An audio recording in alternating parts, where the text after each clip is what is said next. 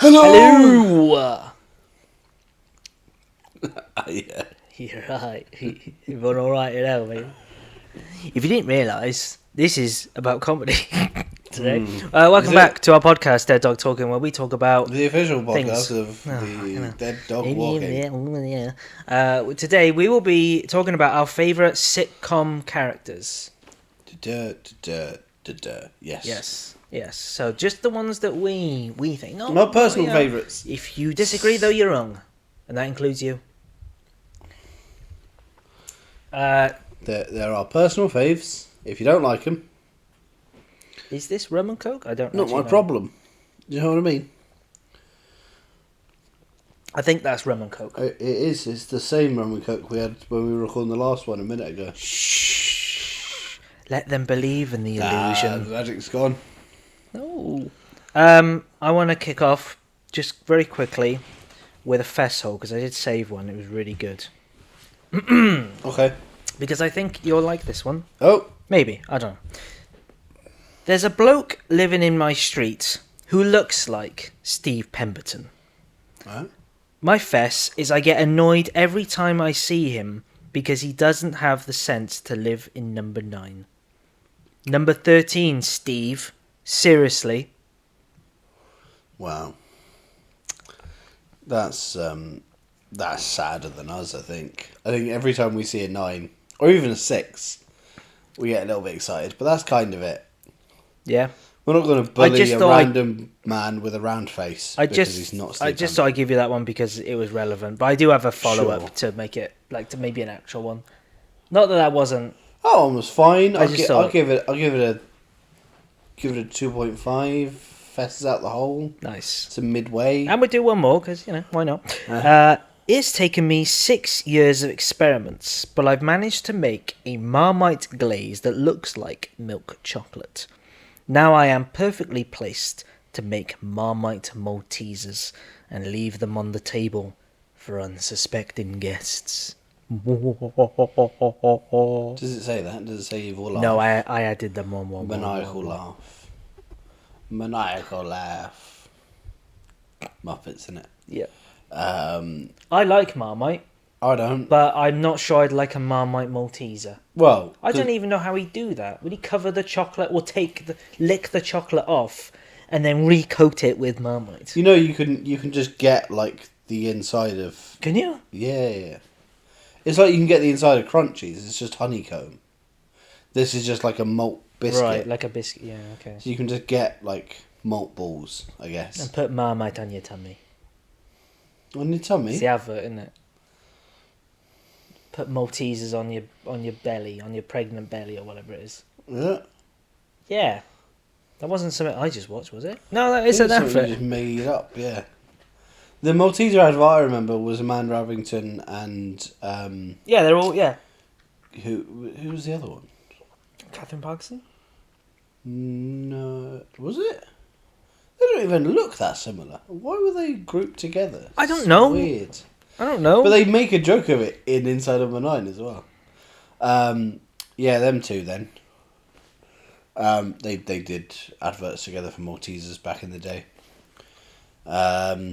But what's your review on that? I mean, Fez? yeah, it's quite diabolical, I suppose. But the only thing I would say against it is he says, or they or whatever, they say that they are ready to do it. They haven't done it.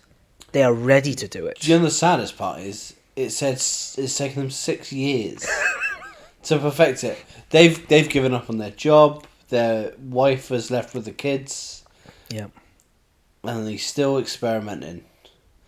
And he says to his wife, he says, "No, you either love it or hate it." And she's like, "I fucking hate it. I hate it. I hate it. I hate you." It's like, no, come back, have a Malteser. I know what you're doing. I don't want a fucking Malteser because it's going to taste like Marmite, isn't it? I can see it looks like Marmite. Your experiments aren't doing well. That was 6 years. That was 3 years in. And she's like, "Will you stop?" And he goes, "I might do." No, I mean, I might do. Marmite. I might do. Might. That's a good slogan, isn't it? I might do. Yeah, for Maltesers. Fucking hell. What's your Fess's Holes rating? I'll give it a 4 because it's pretty. Oh, okay. Pretty devious Quite if he follows through with it. But yeah, this fest itself maybe not so much. We'll get a 5 one day. Who So, knows? sitcoms, we love them. Do we? Yeah, We love do sitcoms. We love sitcoms. we were going to do our favourite sitcoms, but that's too easy. Yeah. So we're doing our favourite sitcom characters. So We love a technically, laugh.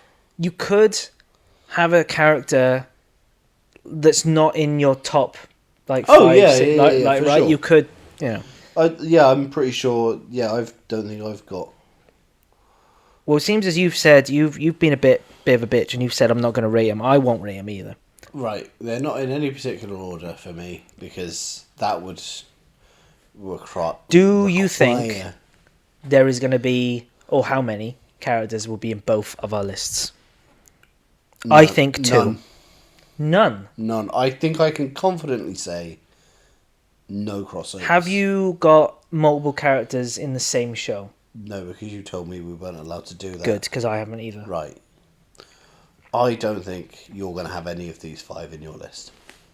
Okay, interesting. Yeah. Well, that makes a more interesting pod. So, how about you just kick us off? That wasn't a hint. Is it Granville? I Hungarian. thought about it for a second. Yeah. Yeah. Anyway, what is your first one? Your first My pick? first one Yep. is Mr. Forti, Basil Forti. Not Manuel. Not Manuel. Manuel was great, but I think I relate. Unwell. Man's well. Man unwell. Yeah. Can you tell this is a comedy pod? Doo-doo-ts. That's two drums and a cymbal falling off a cliff. Brum-bum. I was going to say it's me hitting a snake. Right. Or Putting out frying like something. Candle or frying sound effects. The best comedy you can have. Funny Foley. Funny Foley. That's Anyway. That's a bit, is it? Faulties. Basil Fawlty. I keep on doing the Manuel, but I relate to him because he gets annoyed. I At can see that. everything. No, Yeah. No, I see that. And it's definitely me.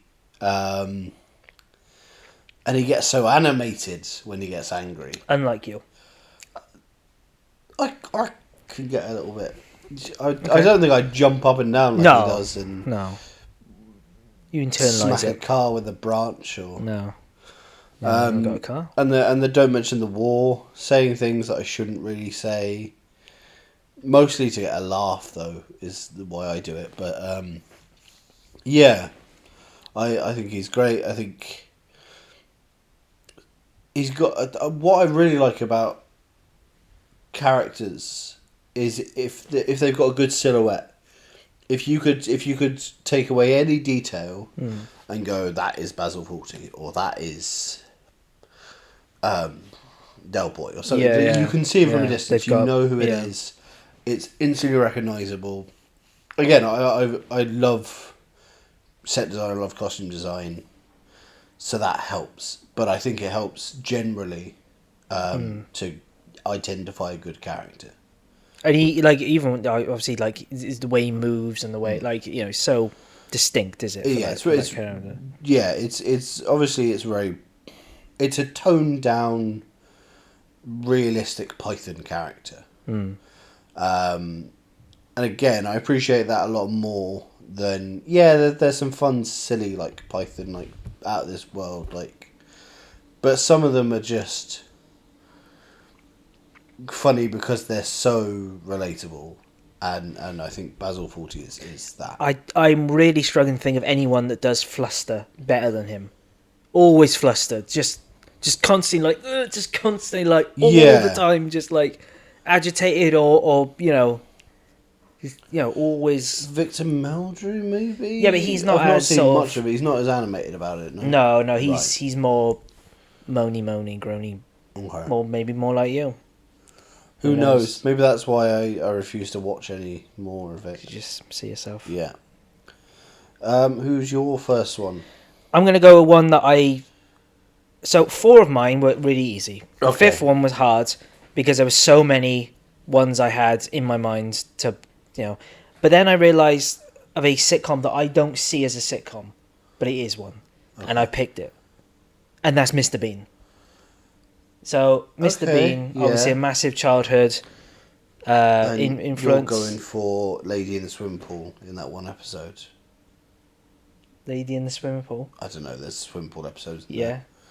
I was making a joke that you weren't going for Mr. Bean. Oh, I was going for he's the only guy on the character. bench or what? Yeah. No, Mr. Bean himself, Sure. the titular character, does make a tit of himself, and No. he's again like what you said, similar. Like he's got a silhouette, he's got movement. Mm-hmm. It's obviously slapstick Rowan Atkinson. It's perfect slapstick comedy, but not as theatrical as someone like, I don't know, the old Chaplin and Keaton and things Sure. like that. It's a bit more mundane and domestic.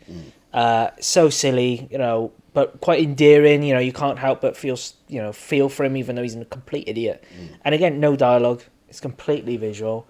And it kind of just does I guess what Jacques Tati did with like taking the piss out of society and how we do things and being like, look at this man who seemingly doesn't know how the world works, and then you kind of realize how stupid everything is around it. Yeah. But he has a lot of empathy to him as well. Like the Christmas one is quite, with the making his own crackle and sending himself Christmas cards and things like that. But he's just such an endearing and obviously a global character. Everyone knows him, and it just is all in that physicality and just impressive, really. Controversially, Mr. Bean, of all of the Rowan Atkinson characters I've seen, is my least favourite. Really? Yeah. Don't get me wrong, I like him and I've got a lot of nostalgia. The original Mr. Bean movie where he goes to Hollywood, that was on videotape. We had a copy at my grandparents' I had all the videos and stuff. flats in Tenerife. So that was every year I'd watch that. The second movie, Mr. Bean's Holiday. God, my granddad took me to see that to death. Yeah, brilliant film. But Blackadder and Johnny English, for me, interesting. I find them funnier than Mr. Bean. Okay. And yeah, I think because Johnny English he's trying to be cool and suave and kept together, but he's not, and he's incompetent. Right. Blackadder, I think, just because he's a slimy shit, I think it's funny to try and see him, like, he always lands on his feet in the end, even though he shouldn't, because good people should prevail. Okay. But yeah, and there's history gags, so I always appreciate those. Of course. Who's next on your list? Who is next on my list is from Only Fools and Horses. Do you want to guess who my favourite character for Only Fools and Horses is? Trigger. No.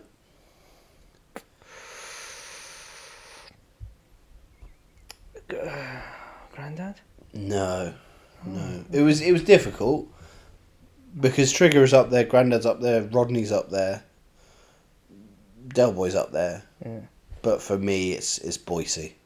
Okay. That laugh it brilliantly punctuates. Yep. Especially when he's trying to be funny. Yeah. And then he'll sort of laugh, and everyone else is a bit like, "Well, you're being a dick." Yep. But it's funny.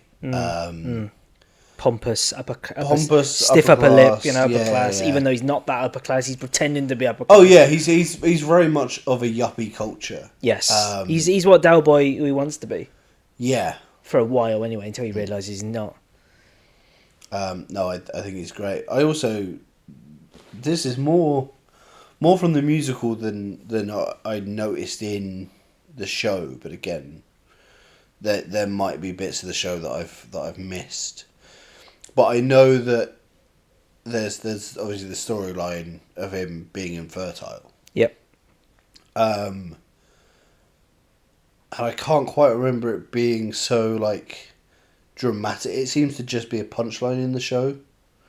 I don't know. I might have not watched the right bits, but in the musical, like, he's got a whole song about it, and it's clearly like an actual harrowing thing, which it would be. It's a real dramatic thing for somebody to go through. And I appreciate that all you see this big sort of pompous, always laughing at other people, always looking down at other people. But then he goes through hardship. I was also a fan as a kid, a fan of Green Grass, which was the spin-off.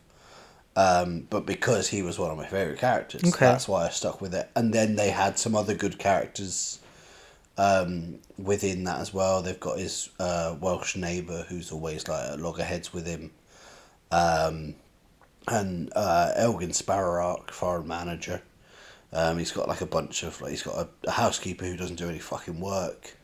Elgin, who runs the estate basically, and then a couple of like handymen. And it's a laugh. Obviously, it's not going to be as good as Falls because that's got so many great characters in. Yeah. And obviously it didn't run for as long, but so Boise. Yeah, I think with the whole like the story, it's an arc that he goes on like in the show. It's kind of crazy that you're like, yeah, my favorite bit's from the musical, but it's sort of like a more of a. I think probably Boise is one of my least favorite characters, but even though I love him, I love all the characters. If I was going to rank him, he'd be lower down. Sure. But that's just because there's not much depth to him, like you said, that maybe the musical did. That there isn't. But I think one of the best scenes, the biggest, is when Del buys a Jag or whatever. He buys off him rolls. He buys 2 rolls off him, and Boise cannot believe. And the face he pulls, he just cannot believe it. And it's just and that's one of the best punchlines as well. Afterwards, when when they're in the Nag's Head, and what does he say? He says about the food, and he says like it's all right, I got the rolls, or it's something to do with sandwiches. You get the sandwiches because I got the rolls. Yeah, brilliant. Great line. I will piggyback, and actually no, I will. No, go on. What's your Only Fools character that you've picked? Okay, it's so got to be Trigger, isn't it? My favorite Only Fools character, and I think is my favorite character, full stop, which is hyperbolic as shit. It's Del Boy. Is Del Boy. I think Del Boy is the best character I've ever seen written and performed. His depth and change. He is this man trying to be someone else, but you see the cracks. He is stupid in a way. He's naive and he's silly and like he's completely gullible in certain things, and he just has this sort of stupid optimism to him. A lot of things he says, he believes in like God, but the way he phrases it, it's quite funny, but he is sincere. He does believe these things. He always believes that things can get better. And you see through the cracks. You see, there are moments when David Jason's incredible. There's a beautiful scene where he thinks that he don't want to go to the doctors because he feels that, he basically, what you believe to understand is he worries there might be something actually wrong with him, but obviously he puts on this brave face. He says, "Oh, I don't want to go to the doctors," and he lies about his health and his diet and things. Oh yeah. And then they tell him, they're like, "It's nothing. Basically, it's nothing. It's just a diet." And just he completely in that moment he just crumbles, and you can see him go like his proper fear and all his face. Is sort of is it like a face? You know what I mean? Like the facade, the facade, and his sort of his appearance that he uses this big sort of public appearance as. There's a great speech where he says, "I'm Del Boy. I got more spring in me than Zippy or whatever." Zebedee. Yeah, Zebedee. More bounce, and he's got more bounce than Zebedee. Yeah. And to see when the emotion really strikes, or when he's trying to comfort Rodney when the baby. Oh, the when they have a miscarriage, or the elevator. Time. But he uses his humor, he uses his charm. He knows exactly, what he's doing. He's so intelligent, even though he may not seem it. And his whole journey is incredible. And I just think he is my favorite character I've seen on screen because of how much rich depth to him there is. Yeah, that sort of facade that he puts on of like being a lad and always having a laugh. And he knows deep down that people laugh at him for, being uncultured or being wrong about things or obviously the French phrases that he pulls out of his arse. But he uses it, doesn't he? He uses it as part of his his sort of tools, his tool set, But yeah, he like with one of my favourite episodes is so sort of small, but it's the one with the statues, the little Indian statues. Oh yeah, yeah. And obviously he thinks it's like, or they think it's sacred, so he's like keeping hold of it, but it turns out it's just, they're a dime a dozen down the market sort of thing. And the two people who have pulled the scam on him, when they're driving away at the end and they're laughing at the fact that he thought that the name of the god was a cricket player or something. Yeah. But it sort of, it puts that in perspective, and it's like, well, yeah, snobs are arseholes. Like, no matter, sure, he got a thing wrong, but he's a good person at heart. Yeah, he's really good. Yeah. And I think that is great. I think my list is. I think I've only got one nice person on my list of characters. As somebody you could say is through and through a nice person. Right. Who have you had? You've had Mr. Bean and Mr. Delboy. Bean, which he's not malicious in any way. No. And yeah, Del Boy is salt of the earth. I think he is a nice person. I mean, like we said, when he buys Rodney the rose, well, yeah, it's such a beautiful, whole circle moment where it comes around and he gives him, and the way he deals with grief and the way he takes it on, and he says, like, I have to be me because I haven't even started, to grieve or whatever. Like, I have to do this for other people. Yeah, David Jason, incredible as well. Incredible. And obviously John Sullivan, as we said. Fantastic writing. Right, your next one. My next one? Yes. He's from Peep Show. I thought that was going to happen, seen yeah. bits of Peep Show. And I assume you'd have thought I would go for Mark. Yeah. I have not. Ooh. Even though he is me. He is basically me. Some would say he's basically me. Some would say... No, some people would, me included, would say you're Gerard. And that's a joke you don't even get. Brilliant. Which is, Jim Howick's character. Lovely. Chew up his nose. Chew up his nose. I think, from what I've seen of Mark, I think we both have. We both have. We're both Marks. Mark. Yeah, we're both We're Marks. two Marks in the same can. Which is not great. So have you picked? Am I going to even know? Probably not. I've gone for Johnson, who is his boss. Who's the really cool, flashy guy. Yeah, I know Johnson. Yeah, he's just got some great lines. And he's a cocky arsehole. There's a bit where Mark walks into his office and he's doing sort of Tai Chi exercises. And he goes, "Oh, sorry, I'll come back." He goes, No need. He goes, "Tai Chi, it's supposed to take half an hour. I do it in 10 minutes. Stick that up your dojo." It's so stupid, but it's because he's so pompous and he so sells up it, doesn't himself, he? he sells it. Yeah. Like, you're like, yeah, fair enough. He drives a Beamer, like he's just the person everyone wants to be. Yeah. Until you sit down and have a chat with him, and he's a prick. Yeah. But yeah, brilliant. He kept on sort of like resurfacing within the show. I was going to say, how much is he? He's there sort of. I want to say end of series 1 maybe. But he keeps on like not reinventing himself, but he keeps on coming back into the narrative. Like it's a sort of like a guest. Yeah, like a supporting... he just keeps on. Yeah, there's a few bits where he's like he's not there anymore, and then he'll come back again. Oh, okay, yeah. But yeah, there's so many great characters in Peep Show. There are some really fucking annoying ones as well.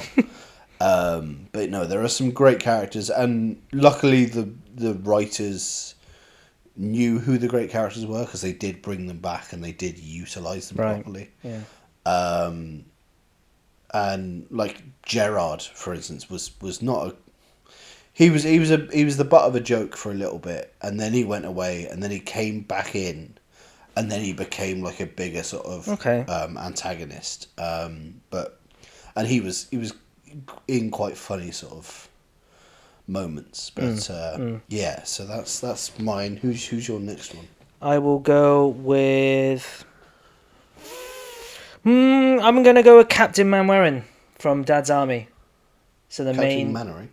Yeah, that is how people pronounce it in the show, and it's a joke that they They get his. No, Oh, I didn't see. intend that, but Right. I got it. I just said it wrong. As much of a fan I am. Wow. You do like Dad's Army. I love Arthur Lowe. Obviously the head of this.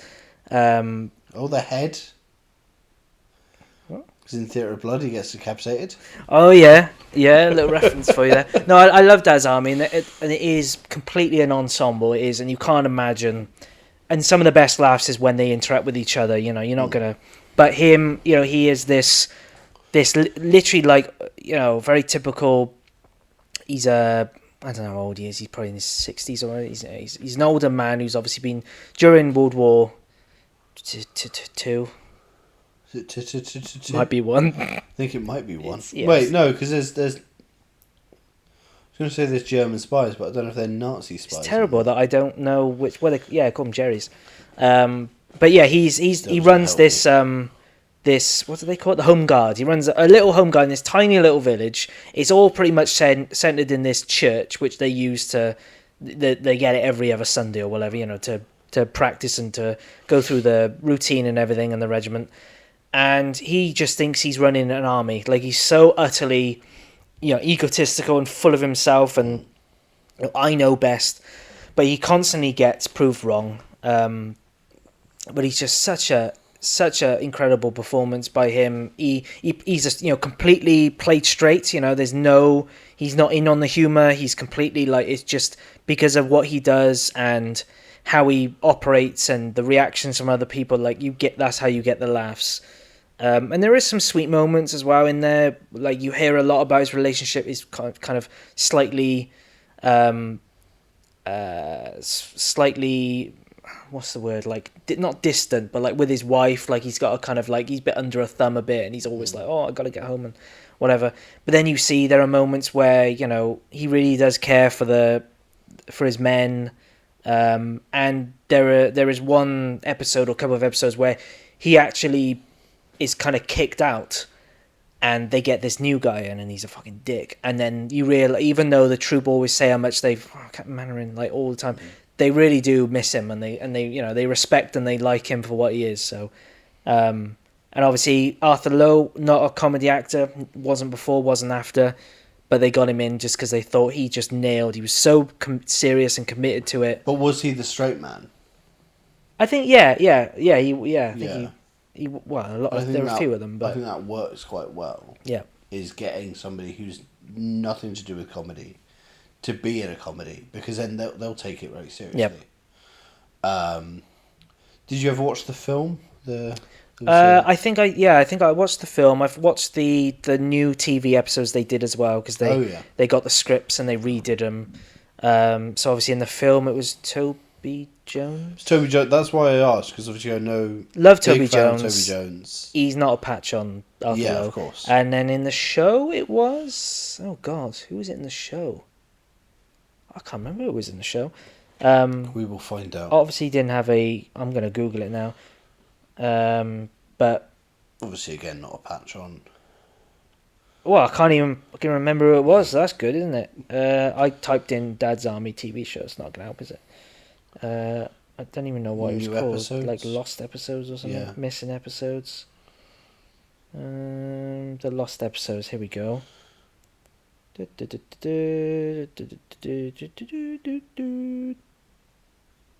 Kevin McNally. Kevin McNally. I know the name. Sneed in Pirates, not Sneed in Pirates of the Caribbean. The Jack's best mate or whatever. What's his name? Not Sneed, but it's like Sneed.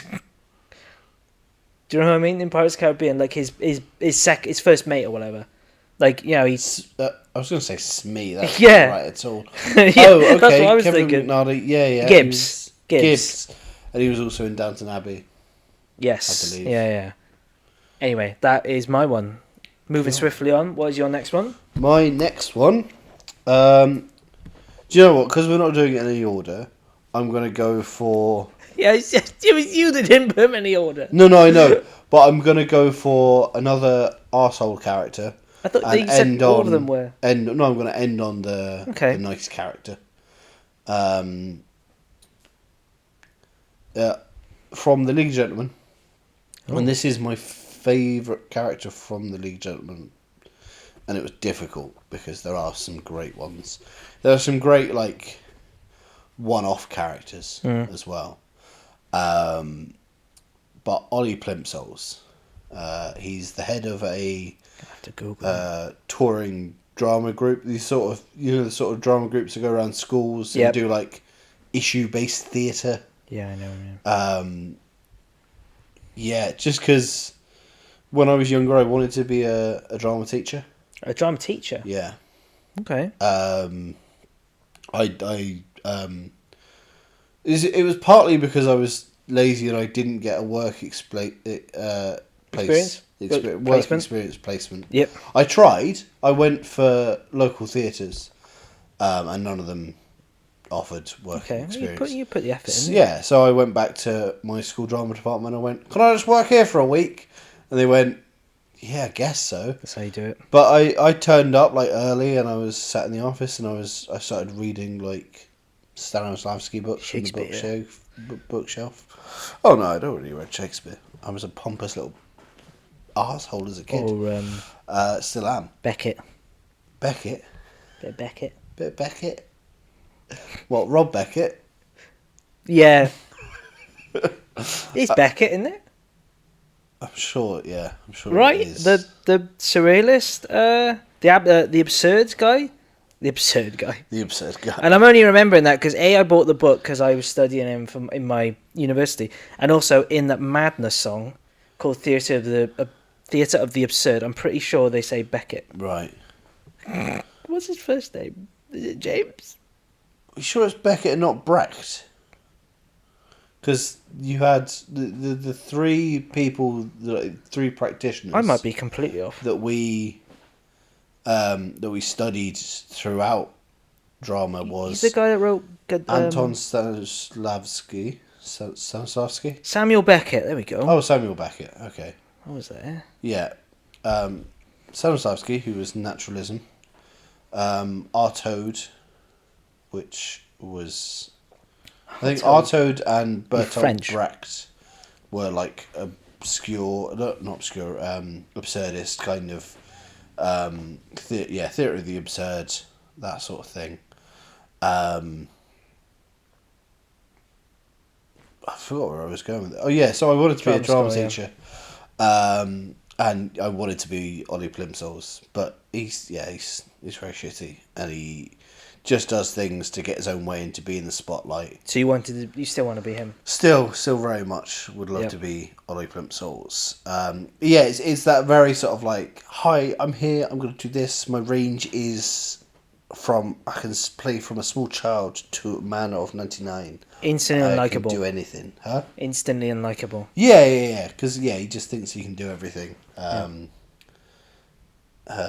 yeah, it's great because his wife left him for another woman, and he's just got hatred behind him. Taking that to heart, yeah. Yeah. Yeah. No. Great. Shitty character. Again, I think because they seem like a lot of fun to play as well. Being a nice person is good for the real world. Takes a lot of work. But it doesn't seem as fun. It's like people say villains are the best characters to play because you can have a lot of fun with them and go crazy and do things you wouldn't do in the real world. Yeah. And then you get the flowers for it, as they say, because you do give big performances. Yep. But yeah. So your next one. My next one is Victor Meldrew. Okay. Which obviously mentioned earlier. Patrick Wilson. One Foot in the Grave. In the premise of the beginning of the show is that he's retiring. He's 60, so he's retiring, and he's basically a man who, doesn't have any hobbies. He just likes to sort of find everything in life. Everything in life annoys him, and he will complain about it and moan about it. And also, he's a hypochondriac, which obviously I can relate to, being one myself. Yeah. And he is, constantly worried about death and things, and as his old age. But you just can't. He's not unlikable. He's quite likable because He's quite grumpy, isn't he? He's grumpy, but the things that he's annoyed with, I think a lot of people can relate to. It's a lot of that sort of whether it's trying to get an appointment and trying to, you got to hold, you're on the phone for or it's simple things like, oh, you've got to do this paperwork, send it to this. It's like a lot of simple things, but it does become more surreal and absurd as it goes on and in parts. Like, he finds in an early episode, he finds a frozen cat in his freezer, like a whole cat.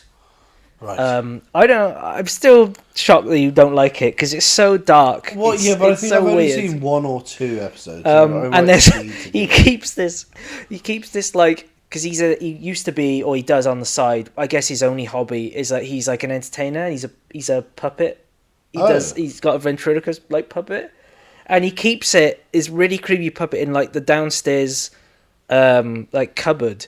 And there's this whole sequence where people are coming in to do work, and they keep seeing this puppet keeps moving around the house, and everyone's getting freaked out because it keeps getting moved by people, and it's just moving around the house. It's all set in this tiny. Again, it's older characters, which you associate with them being quite calm and and he's always going off on one, and he's always getting into situations which you think, oh my god. But again, there is hearts. There is always. Particularly with some of the final episodes, there is just this I mean, spoilers if you don't want to know one of the last episodes, but one of the last episodes, it might not even be the last episode, is that, I can't even think of her name, but that his wife is in hospital, and he's sat by her because she's been in a car crash or something. Oh, God. And earlier, he actually, weirdly, he has like a vision almost, like he's off somewhere else, he's like camping or whatever, and he hears her at night, and he wakes up. It's a bit weird, and then he finds out she's been in a car crash, and he sat there by her bed, and he's really quite, and it just flatlines. It just goes doo, they do a big flashback where you see all there's music that comes up, and you see like their lives. And the nurse comes in and she goes, oh, fucking thing. And she kicks the machine and it goes back into life. And it's such a good, like, it's horrible because you think, oh, that's cruel. And also, spoilers again, really cruel. And I can't believe that the writer did it. Obviously, a man that fears death, what do you do in his final episode? You kill him. Damn. So he dies at the beginning of the final episode. Oh. Or quite near, and then it kind of cuts back and forth. But Sure. Yeah, David Renwick, great writer. But yeah, Victor Maggio, love him, absolutely love him to bits. It's weird that you said about the bit where he thinks he hears her voice and then he finds out that she's in hospital. That is one of my favourite cliches for a ghost story. Is that I had a feeling. Yeah, you sense it. Yeah, you sense it, like in the Bones of St. Nicholas inside number 9. Yeah. When is it Posey? The wife of the couple. She's talking about her mum, and she's like, oh, I felt it, and then I went and saw her in hospital. I love that kind of because it's creepy, isn't it? It's quite eerie. It's an eerie kind of like. It's a real world thing as well. Yeah. Like I know people who have said the same thing. Yeah. And rational people who don't believe in ghosts. No. That's the one little paranormal thing we're all allowed, sort of thing. Yeah. Do you know what I mean? Yeah. But yeah, this is the comedy episode, so let's keep it. Yeah, I was so close to going on a ghost story, like, but we'll go back on track. We will talk about ghosts in the future. Ooh. Your next one, is it a ghost? My last one. It'd be funny if it was. Is it a ghost? Is it? It is a ghost. Shit. Well, because I nearly had one on mine. Oh, you haven't got a ghost on yours? No. Okay. I was I close. think we should try and guess each other's. But I've kind of given the game away there. Right, I think you've probably picked the one that I would have picked as well. Okay. Pat. Really? Yeah. Yeah, I would have picked Pat. Pat's my favourite ghost. Nice, yeah. From Ghosts. If it wasn't clear. Not just BBC Pat's Ghosts. My favourite ghost. He's my favourite and you're ghost, thinking like, what? Like, Casper? No, Pat's my favourite ghost. Out of all the That's ghosts. But yeah, brilliant.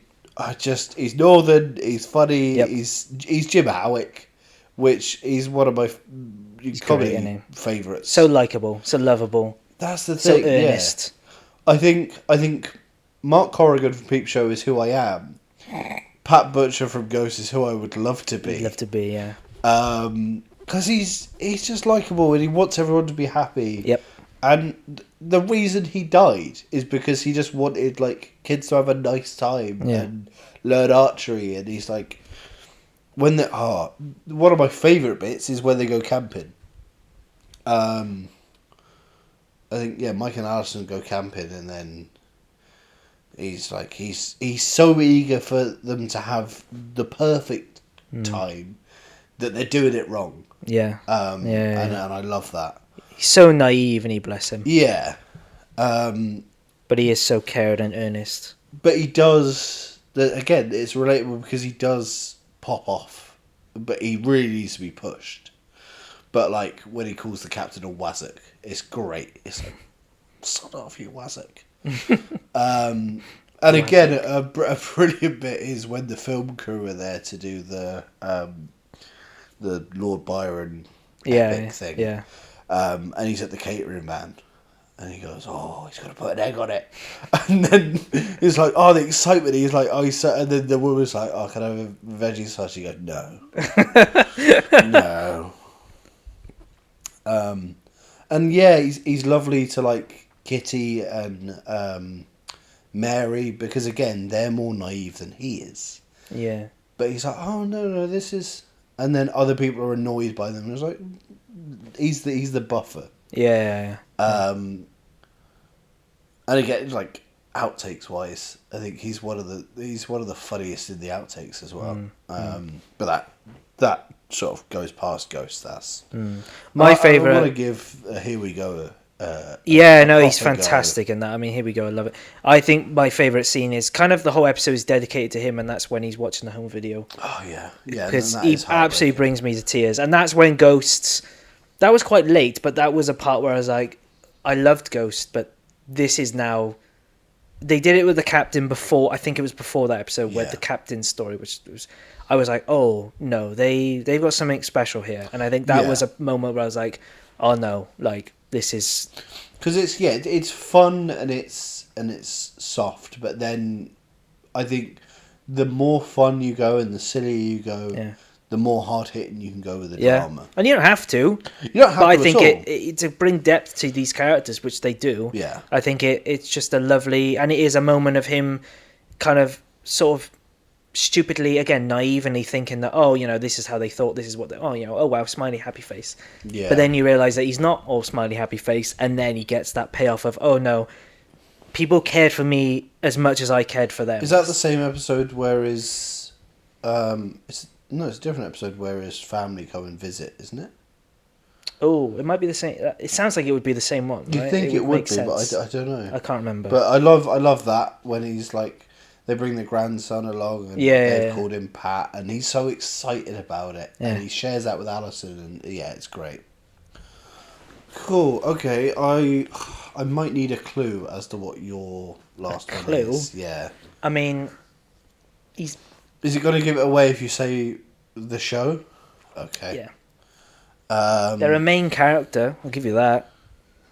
Or wow, yeah. I mean, would you say I guess maybe less of a main character than Del Boy. Is it because it's an ensemble? Yeah, I mean a lot of comedies. Is it? Because I feel like it's going to be from Royal Family. Is it not? What do you think? No, because it'll be wrong. Because I feel like it's Royal Family, and I feel like it's Denise. But I've got that wrong. You're very close. I was so close to putting Denise, but it is Jim. I was about to say Jim, and then I thought, no, it won't be Jim. I think, so Jim Royal from Royal Family. If I would have committed to maybe... I felt bad if I was going to put Denise as well, but then I thought, I feel bad for putting multiple... Like, I can do better. Yeah. I feel like Jim every time I sat in this chair. I feel like Jim. But Jim Royal, and this is obviously going to be... I think I talked to my dad about this the other day. There's a lot of my dad I see in Jim, or a lot of Jim Royal I see my dad, vice versa. And I think that my dad watched Royal Family as it came out I think even that has a sort of impression on him, Sure. because it would have come out when I was, basically a toddler.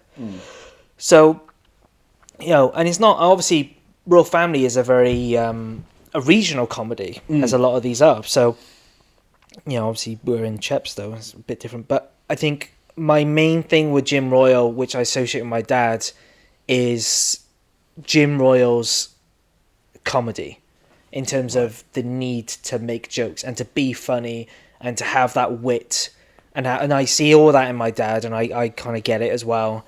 This sort of making a joke out of everything.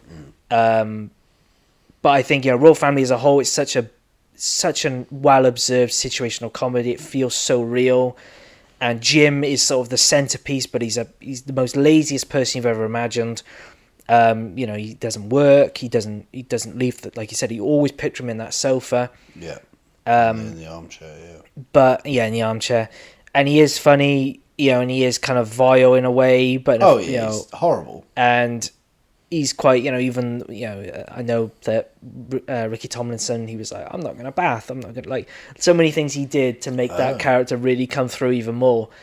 But again, we keep saying about this. Denise goes into labour, waters break, and he snaps, and he goes up there. He's in military mode. He gets the song, and he sits by her, and he really reassures her, and he's kind of breaking as well a little bit, but he's there for her, and he does really care. There is such a real humanity to him that takes only the most of, and of course, spoilers, Queen of Sheba. That is a perfect example where he hates Norm. He don't hate her, but he just. He's never nice to her. She really gets, and he's always saying, like, about her dying or whatever. Like, for the whole season, he's always saying about how he'd like to not her to be here, and in the Queen of Sheba, he does spend more time with her because she's living in the downstairs area, and they do get on quite well. And then of all the people that get sad when she's dying, it's Jim that really just breaks your heart, because it's like, this is a man who's again put on this facade of not caring because it got laughs, and because it his character is all about almost gaining attention or gaining sort of an importance with the family because he can't financially or whatever, or he doesn't want to. And then to see him there, to really you see who he really is, and I think it's just, and Ricky Tomlinson kind of completely inhabits that role, and you can't imagine anyone else doing it, and it's just superb. So there we go. That is that's our list. Is there any? Seems as we're a bit. Is there any honourable mentions you like to shout out? Any? I mean, I said Pat was nearly on my list. Denise Caroline Aherne is incredible in that. She's even more useless than Jim somehow. Dinner Ladies, I didn't even touch on. I was wondering if. I think Brent. Brent is like Victoria Wood's you say character Brent in then? that. I thought you said Brent. No, I mean, he was considered for the list as well. Yeah, but Brent isn't like the biggest character in it. Like, she's the main character. Yeah, but she's not like the craziest one. But she goes through a lot. And it's such mundane conversation because it's just a bunch of like colleagues working at they work in a canteen within a factory, and you got the handyman coming in and out, and he'll chat to them, and like he's friendly with them, but like he's so boring as well. He's like he loves his job. Like, he pretends not to. He grumbles about things, but he clearly likes grumbling about things. And then Bren will talk about like, oh, did you watch this thing on the TV the other night? And there's a couple of thick characters and a couple of other characters who, like, they'll listen to like the description of it and they'll guess it wrong, or like, and it's mundane. Day-to-day comedy. I am really surprised that you didn't have Blackadder on your list, because you said about him, and I was like, oh, you're going to add him, and then you didn't. Yeah, again, honourable mention, I would have. I was thinking about Blackadder. Again, not not even he's a good character, but he's not even my favourite character from Blackadder. Captain Darling, I think, is one of my favourites, just because of like he's the one doing the right things, and but he's laughed at for it. He's the most innocent one. Isn't he? Yeah. And Melchett from the second series, I think it's great. And they have a lot of like fun one-off characters, like the captain played by Tom Baker. Maybe we should do best guest. Best guest characters would be good, yeah. Trying to think of any other like. I was gonna put Harold Steptoe on, but I could not separate him from his dad's Alfie. Arthur. I haven't seen it. It's one of them. Arthur Steptoe, isn't it? I could not separate him, so I was like, I can't pick because they're a double act. Like you cannot. They're both brilliant characters, but they are such a great double act that I cannot. And I was thinking of like Ronnie Baker, because I love Porridge, but his character's like it's not the best thing ever. So it's like obviously Arkwright, so he's a great character. Yeah, great character. But there are some, like we said, there are some sitcoms I adore, but I can't really like. I wouldn't pick their character. They're necessarily a singular character. No, it'd be quite hard to. No, especially if that's why I was not shocked, but I was surprised by Captain Mannering. Because I thought that was more of again, I've only seen bits and pieces of it. Yeah. But I thought that was more of an ensemble thing. Yeah, that's fair. Yeah, fair enough if he sticks out for you. I'm trying to think any other. I think pretty much all the sitcoms we've said though, they are such an ensemble that it almost feels unfair to separate the character out. But obviously that's what we did because that's what we decided to do. So fuck you. That's what the show was. That's the show. It's not best ensemble, is it? No. Not yet. We didn't even do best sitcom. We skipped straight to this. Yeah. Oh, well. Anyway, yes, that's that. Very good. Yes, thank you for listening. Yeah. Tell us in the comments your favourite sitcom characters, and we'll tell you why you're wrong. Or why you're right, and why we didn't even think of. I bet there'll be someone will be like, "Oh, Seinfeld." Oh, good. Yeah, I've seen clips of Seinfeld. It seems fine. Or what's his name from Big Bang Theory? Sheldon. Bazonga. Or young Sheldon. Yeah, Sheldon Cooper from Big Bang Theory. Annoying. Young Sheldon. Want to kick that kid across the room. Well, when Big Bang insufferable. Theory is on the telly and work, yeah, the suicide rate goes up considerably in the canteen. Because it's so bad. From the usual, what's the normal? I don't know what the weekly rate is. I mean, who knows? Yeah. Anyway, on that note, we're gonna toddle off. Thank you. Goodbye. Again. Bye. Have some fun. Have some fun. Don't.